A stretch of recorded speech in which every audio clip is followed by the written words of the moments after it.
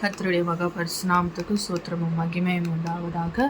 இந்த புதிய நாளை தந்த கர்த்தருக்கு கூட நன்றி செலுத்தி, இன்றைய நாளில் கூட அவர் நமக்கு தியானிக்கும்படியாய் கொடுக்கப்பட்ட நபர் எலியா. இந்த ஏலியாவின் அறிமுகம் பார்த்தோன்னா இவரை பற்றி 1 ராஜாக்களில் குறிப்பிடப்பட்டுள்ளது. 17ஆம் அதிகாரத்தில் எலியா என்பவருக்கு யெகோவா என் தேவன் என்று பொருளாம். யெகோவா என் தேவன் என்று பொருள். இவர் திஸ்பி ஊரை சேர்ந்தவர். இஸ்ரவேல் அரசன் ஆகாப் மற்றும் அவனுடைய மனைவி எசபேல் பாகால் வழிபாட்டை திணித்த காலத்தில் தேவன் இவரை எழுப்பினாராம். இந்த ஆகாப் மற்றும் அவனோட மனைவி எசபேல் காலத்தில் பாகால் வழிபாட்டை திணித்த காலத்தில் தேவன் இவரை எழுப்பி அதிலிருந்து விடுதலை செய்ய இவரை பயன்படுத்தினார். முக்கிய வரலாற்று சம்பவங்கள் பார்த்தோன்னா மழை இல்லாமை. ஆகாப்பின் பாவத்தின் நிமித்தம் அந்த ஊரில் மழை என் வாக்கின்படி அன்றி மழை பெய்யாது என்று இவர் தைரியமாக அறிவித்தார். கெரீத் ஆற்றங்கரையில் பார்த்தோன்னா தேவன் இவருக்கு நான் சொல்லும் வரைக்கும் அந்த கெரீத் ஆற்றங்கரையில் ஒளிந்து கொள் என்று கட்டளையிட்டார். அதன் வரையில் அவருக்கு காகங்கள் கொண்டு தேவன் போஷிப்பேன் என்று அவருக்கு வாக்கு தந்தினார். அதன்படி அவர் ஒளிந்திருந்த அந்த நாட்களில் காகங்கள் அவருக்கு அப்பமும் இறைச்சியும் காலையிலும் மாலையிலும் கொண்டு அவரை போஷித்தது. மேலும் அவர் அந்த ஆற்றின் நீரை குடித்து தாகம் ஆற்றினார். ஸோ அந்த மழை பெய்யாமல் அந்த ஆற்றின் தண்ணீர் வற்றி போகும் வரை அவர் அங்கே இருந்தார். அந்த ஆற்று வற்றி போன பின்பு தான் தேவன் அவரை அங்கிருந்து செல்லுமாறு கட்டளையிட்டார். அங்கே இருந்து அவர் சாரிபாத் நகரத்திற்கு செல்ல சொன்னார். அங்கேயும் சாரிபாத்தில் ஒரு விதவைக்கு நான் கட்டளையிட்டிருக்கிறேன், அவரிடத்தில் உனக்கு உணவு கிடைக்கும் என்று வாக்களித்து சென்றார். இந்த சாரிபாத் விதவை நம்மளுக்கு தெரிந்த ஒரு கதை. பஞ்ச காலத்தில் ஒரு விதவையின் வீட்டில் அவங்க விறகு பொறுக்கிட்டு இருக்காங்க.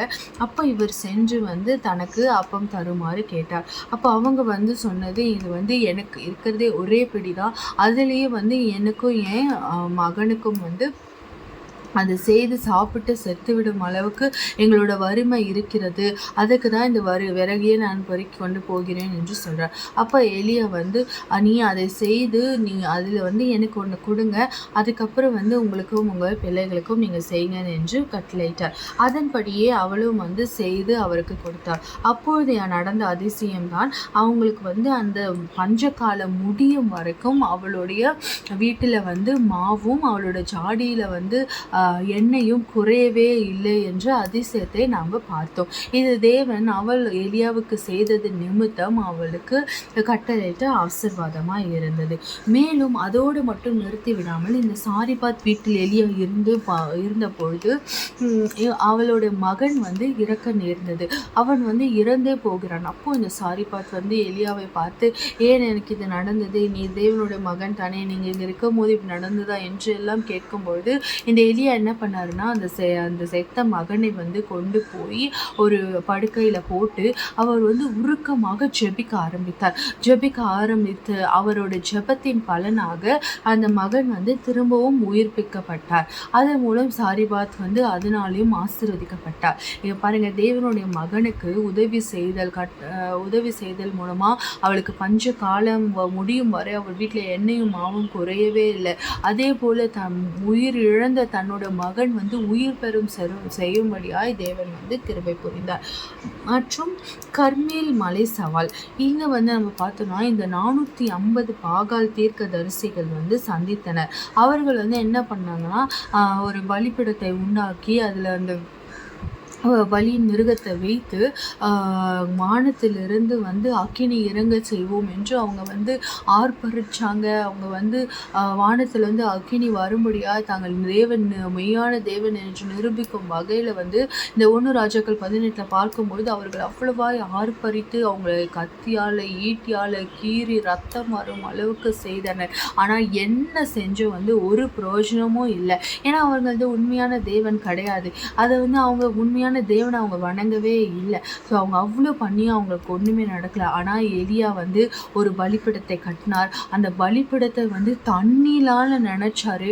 அவ்வளோ ஒரு கான்ஃபிடென்ட்டாக அவர் இருந்தார், தேவனால் முடியும் என்று. ஏன்னா நாம் வணங்குவது மெய்யான தேவன் என்பதில் அவர் உண்மை உள்ளவராக இருந்தார். அந்த பலிப்பிடத்தை தண்ணியால் நினச்ச பிறகு கூட தேவன் எலியா வந்து தேவனை நோக்கி ஜெபித்த உடனே வானத்தில் இருந்து அக்கினி புறப்பட்டு வந்து அந்த பலிப்பிடத்தின் மேல் நின்று அந்த தண்ணீர் இருந்த போதும் அந்த பலிப்பிடம் பற்றி எரிந்தது. ஏன்னால் அது தேவனிடத்திலிருந்து வரப்பட்ட அக்கினி. ஸோ அதன் மூலம் வந்து அங்கே அவருடைய தேவனே மெய்யான தேவன் என்று அங்குள்ள பல மக்கள் வந்து அவரை ஏற்றுக்கொண்டு அப்படியே சாஷ்டாங்கமாக கீழே விழுந்ததாக வேதாகமத்தில் குறிப்பிடப்பட்டுள்ளது. அவர்கள் ஏற்றுக்கொள்ள வேண்டும் என்பதற்காக, அவர்கள் மனம் திரும்பி தேவனை மெய்யான தேவன் என்று ஏற்றுக்கொள்ள வேண்டும் என்பதற்காக தான் தேவன் இப்படி ஒரு காரியத்தை வந்து உண்டு பண்ணினார். எலியாவும் அதற்காக தான் தேவனிடத்தில் இப்படி ஒரு காரியத்தை வேண்டிக் கொண்டார். ஸோ அதன்படி நடக்கப்பட்டது. மீதி இருந்த அந்த தீர்க்க தரிசிகளை வந்து எலியா வந்து அவர்களை அதே அந்த கெரீத் ஆற்றங்கரைக்கு கொண்டு போய் அங்கே கொண்டு போட்டதாக பார்க்கப்படுகிறது. மனசோர்வு. எசபேலுக்கு பயந்து வனாந்திரத்துக்கு ஓடினார். அங்கே தேவன் வந்து ஒரு தூதன் மூலமாக அவருக்கு உணவளித்து தேற்றினார். இங்கே பார்க்கும்பொழுது எலியா வந்து நிறைய இடத்துல தனிமையாக்கப்பட்டார். ஆனாலும் தேவன் வந்து அவரை ஒருபோதும் கைவிடலை. அவரை தெரிந்து கொண்டதன் நிமித்தமாய் அவரை நித்தம் போஷித்து அவரை வந்து வழிநடத்தியதை பார்க்க முடிகிறது. இந்த எலியாவின் தனித்துவமான பண்புகள் வந்து பார்த்தோன்னா ஜெப வீரன். அவர் வந்து ஊக்கமாய் ஜெபிப்பதில் மழை நின்றது, மீண்டும் மழை பெய்தது என்ற பல அதிசயங்கள் வந்து அவருடைய ஜெபத்தினால நடந்ததை பார்க்க முடிகிறது. அப்பேற்பட்ட ஜெப வீரன் தான் இந்த எலியா. அஞ்சாத துணிச்சல். ராஜாக்களுக்கு முன்பாக உண்மையை சொல்ல அவர் தயங்கவே இல்லை. அதனால தான் தேவன் அவரை வந்து தேர்ந்தெடுத்து தேவன் தன்னோடு இருப்பதனால் அவர் கொஞ்சமும் பயமில்லாதவராய் தேவன் உரைத்தது சொன்னதை எல்லாமே வந்து ராஜாக்களுக்கு முன்பாக சொன்னார். மரணத்தை காணாதவர். இந்த எலியா வந்து மறிக்கவில்லையாம். அக்கினி ரதத்தில் பரலோகத்திற்கு எடுத்து கொள்ளப்பட்டார் என்று 2 ராஜாக்கள் 2ஆம் அதிகாரத்தில் கூறப்பட்டுள்ளது. இவரை மறிக்காமல் அக்கினி பர்வ ரதத்தில் ஏற்றுக்கொள்ளப்பட்டாராம். இதனால் பாடங்கள் வந்து பார்த்தோன்னா தேவன் பராமரிப்பவர். முதலாவது பாடமாக தேவன் பராமரிப்பவர். நெருக்கடியான நேரங்களிலும் காகம் மூலமாக, ஒரு ஏழை விதவை மூலமாக, அதுதான் நான் சொன்ன பிரகாரம் இந்த எலியாவுக்கு வந்து யாராவது ஒரு மூலமாக, காகமாக இருந்தாலும் காகம் மூலமாக, அந்த விதவையின் மூலமாக, பின்பு தூதன் மூலமாக, யாரோ மூலமாக தேவன் வந்து எலியாவை சந்தித்து அவரை தேய்ச்சி கொண்டே இருந்தார். அவருக்கு உணவளித்து அவரை தேய்ச்சி கொண்டே இருந்தார். அதுதான் நம்ம தேவன் வந்து ஒரு திட்டத்துக்காக அவரை அழைச்சிட்டாரு, ஒரு நோக்கத்துக்காக நம்மளை வந்து இருக்கிறாருன்னா அதை செய்து முடிக்க மட்டும் தேவன் வந்து நம்மளை வந்து சூழ்நிலைகள் எப்படி வேணால் இருக்கலாம், ஆனால் தேவன் வந்து நம்மளை போஷித்து கொண்டே இருப்பார். தேவன் நம்மளை உறுதிப்படுத்தி கொண்டே இருப்பார். தேவன் நம்மளை தேற்றி கொண்டே இருப்பார். அவர் நம்மளை பராமரிக்கும் தேவன். உலக காரியங்களை காட்டிலும், உலக மக்களை காட்டிலும் நம் தேவன் மிக பெரிய பராமரிப்பு தேவனாய் இருக்கிறார் என்பதை இங்கே பார்க்க முடிகிறது. இரண்டாவதாக சோர்விலிருந்து மீட்பு. மிக பெரிய வெற்றியை பெற எலியா கூட சோர்ந்து போனார். ஆனால் தேவன் அவரை தண்டிக்காமல் ஓய்வும் உணவும் தந்து மீண்டும் பணிக்கு அழைத்தராமா. இங்கே வந்து நம்ம பார்க்கும்போது எலியா வந்து அடிக்கடி சோர்ந்து போய் நம்ம ஓடி போகிறத பார்க்க முடிகிறது. ஆனால் தேவன் அவர் மேலே கோபம் கொள்ளலை, அவரை தண்டிக்கலை. தேவன் அவருக்கான நேரத்தை கொடுத்தார். ஆனாலும் அந்த நேரத்திலும் தேவன் வந்து எலியாவோடு இருந்தார். அவரை எப்படியாவது அவரை போஷித்து அவரை தேய்ச்சி ஆட்சி மீண்டுமாய் அந்த காரியத்தை அவர் மூலமாக செயல்படுத்தக்கூடிய திட்டங்களை வந்து தேவன் தீட்டி கொடுத்தார். ஒரு ஆலோசனை கர்த்தர், அவர் பரிகாரியான கர்த்தர். நம்ம தேவன் வந்து ஆலோசனை கொடுப்பதில் அவரை காட்டிலும் வல்லவர் யாரும் இல்லை. அப்படியாய் அவர் எலியாவுக்கு வந்து ஆலோசனை கொடுத்து அவன் மீது கோபம் கொள்ளாமல் ஆலோசனை கொடுத்து அவனை ஆட்சி தைரியப்படுத்தி தேற்றி அவனை வந்து இதை நல்லபடியாய் தேவன் வெற்றியாய் முடிக்கும்படியாய் தேவன் கிருபை பாராட்டினார். மறுரூபமலை. புதிய ஏற்பாட்டில் இயேசு கிறிஸ்து மறுரூபமான போது மோசேவோடும் எலியாவும் காணப்பட்டார். இது அவருடைய ஊழியத்தின் முக்கியத்தை காட்டுகிறது. மறுரூபமாக்கப்பட்ட போது மோசேவோடு எலியாவும் காணப்பட்டார் என்று குறிப்பிடப்படுகிறது. இது அவருடைய ஊழியத்தின் முக்கியத்துவத்தை காட்டுகிறது. ஸோ இந்த ஏலியா வந்து பார்த்தோன்னா, முக்கியமாக ஏலியாவை வந்து தேவன் வந்து தெரிந்தெடுத்தது வந்து இந்த பாகால் வழிபாட்டிலிருந்து வந்து மக்களை காப்பாற்றுவதற்காக தான் தேர்ந்தெடுக்கப்பட்டார். அந்த வே ஆஃப் அந்த அந்த காப்பாற்றப்படும் அந்த இதில் ஜேர்னியில் வந்து எலியா பல முறை சோர்ந்து ஓடினாலும், அந்த ஆற்றங்கரைக்காக இருக்கட்டும், இல்லை எசபேலுக்கு பயந்து ஓடினது, பல இடங்களில் போடும்போதும் தேவன் வந்து யாராவது ஒருவர் மூலமாக, காகத்தின் மூலமாக கூட அவரை வந்து போஷித்து வந்ததை நம்ம பார்க்க முடிகிறது. அவரை கொண்டு அவர் செய்கிறது திட்டம் வந்து அவரை செய்து முடித்தார். தேவ வசனத்தின்படி நான் சொன்னதை செய்யும் அளவு உன்னை கைவிடுதலை என்று சொன்ன வாக்கின் பிரகாரம் எலியாவை எதனால் அவர் தேர்வு செய்யப்பட்டாரோ, எந்த காரியத்தை அவர் செய்ய தேர்வு செய்யப்பட்டாரோ அந்த காரியம் நிறைவேறும் வரை தேவன் அவரை கைவிடவில்லை. மேலுமாய் அவரோட மரணம் கூட பார்த்தனா, அவரை மரணிக்காமல் வந்து அவர் எடுத்துக்கொள்ளப்பட்டதாக, அக்கினி வழியாக எடுத்துக்கொள்ளப்பட்டதாக நம்ம பார்க்க முடிகிறது. இதுக்கு நடுவில் எலியாவை கொண்டு தேவன் வந்து அந்த சாரிபாத் விதவையும் ரட்சித்தார், அவரோட மகனை உயிர்ப்பித்தார். இந்த கர்மேல் மலையில் பார்த்தோன்னா 450 பாகால் தீர்க்கதரிசிகள் முன்பாக தேவன் அக்கினியை வரப்பண்ணி அங்கே உள்ள மக்கள் மனம் திரும்பும் வகையில், யார் மெய்யான தேவன் என்று உணரும் வகையில் தேவன் அப்படியாய் ஒரு சம்பவத்தை ஏற்படுத்தி எலியாவின் வழியாக அங்கு நடக்க வேண்டும் என்பது தேவனின் திட்டமாக இருந்தது. அதை நடத்தி முடித்தார் என்று பார்க்க முடிகிறது. இன்றும் கூட நம்ம இன்று நாளில் கூட இருக்கிறோம்னா, தேவன் ஏதோ ஒரு காரியத்தை நம்மளை கொண்டு வைத்திருக்கிறார். அவருடைய வார்த்தைகளையோ இல்லை அவருடைய ஏதோ ஒரு காரியத்தை நம்ம மூலமாக அவர் செய்ய நினைப்பார்.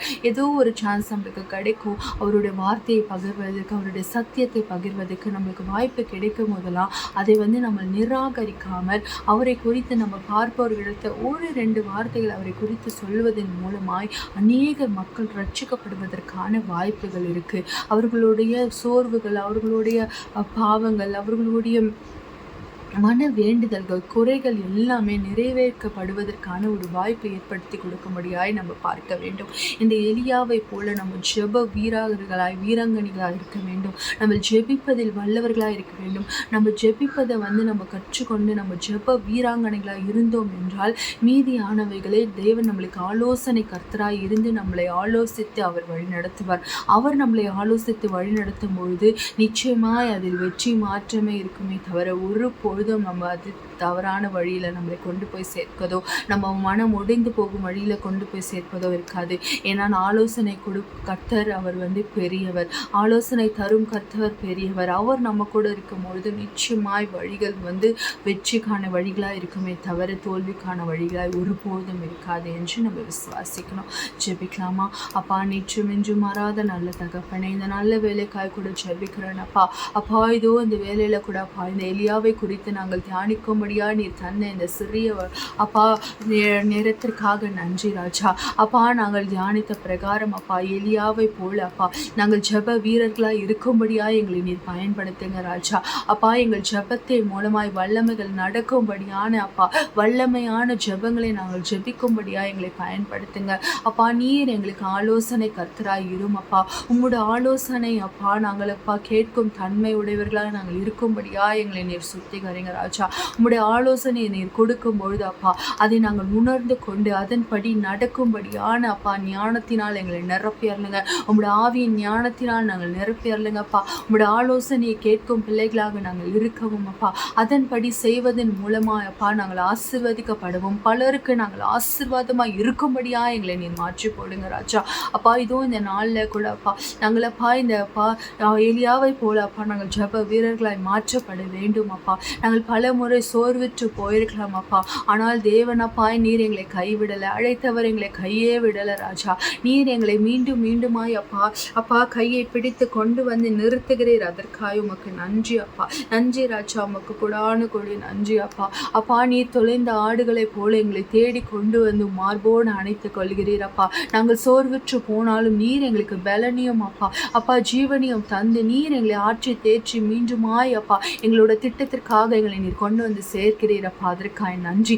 நாங்களும் அப்பா உம்மில் விசுவாசம் உள்ளவர்களாய் ராஜா உம்மை நாங்கள் இறுக பற்றி கொண்டு நீர் தரும் ஆலோசனையின்படி நடந்து நாமம் எங்களில் மகிமைப்படும்படியாய் எங்களை நாங்கள் பயன்படுத்தி கொள்ள கிருபை செய்யுங்க. நீர் எங்களை பயன்படுத்த நாங்கள் அப்பா அதற்கு பாத்திரர்களாய் விளங்கும்படியாய் நீர் கிருபை பாராட்டுங்க ராஜா. உம்மை தேடுவதில் அப்பா உம்மை அப்பா உம்மை ராஜா வாஞ்சிப்பதில் அப்பா நாங்கள் மிகுந்த வாஞ்சி உள்ளவர்களாக இருக்கும்படியாக எங்களை நீர் பயன்படுத்துங்க. அதன் மூலம் அப்பா உம்முடைய நாமம் எங்களில் மகிமைப்படட்டும் டாடி. அப்பா உம்முடைய நாமம் எங்களில் மகிமைப்படும்படியாக எங்களை நீர் பயன்படுத்துங்க. அதற்கு அப்பா நாங்கள் சுத்திகரிக்கப்படவும் உம்மில் அப்பா உம்மை தேடுவதில் அப்பா வாஞ்சி உள்ளவர்கள் பிள்ளைகளாக நாங்கள் இருக்கும்படியாய் ஜெபிப்பதில் ஜெப வீரர்களாக இருக்கும்படியாக எங்களை நீர் மாற்றி அருளுங்க. உம்முடைய ஆலோசனை கேட்டு அதன்படி நடக்கக்கூடிய ஞானத்தினால் எங்களை நிரப்பி அருளுங்க. நீரே எங்களோடு வாங்க, எங்களை வழி நடத்துங்க, ஆசீர்வதிங்க, பலப்படுத்துங்க. என் மீட்பெரும் ரட்சகருமாக இயேசு கிறிஸ்துவின் ஜெபத்தின் ஜீவன் நல்ல தகப்பனே, ஆமென்.